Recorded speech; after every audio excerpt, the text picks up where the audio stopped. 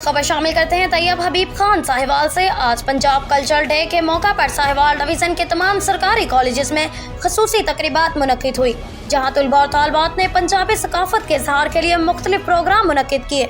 इन प्रोग्रामों में तलबा और तालबात ने बढ़ चढ़ कर हिस्सा लिया और पंजाब कल्चर की नुमाइंदगी की। Director colleges professor Mohammad Masood Faridi ने भी रवायती पग पहनी और मुख्तलिफ प्रोग्रामों का मुआयना किया। इन तकरीबात में तलबा और तालबात ने न सिर्फ रवायती लिबास, बर्तन और दूसरी घरेलू अशिया की नुमाइश की, बल्कि रवायती माहिए गाने के भी मुकाबले मुनक्किद हुए।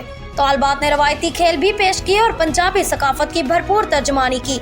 पंजाब कल्चर डे के सिलसिले में गवर्नमेंट कैंप्रीहेंसिव हाई स्कूल में भी एक और खसूसी तकरीब का इनेकाद किया गया, जिसमें additional deputy commissioner general Syed Usman Munir Bukhari तकरीब के मेहमान खसूसी थे, जबकि मेहमान एजाज में CEO education Chaudhry Mohammad Akram, DO secondary Khadim Hussain Moil, deputy DOs Iftikhar Ahmed Alvi और राना आबिद शामिल थे। स्कूल के प्रिंसिपल शाहिद रामिल, साथीज़ा और तलबा की बड़ी तादाद ने तकरीब में शिरकत की।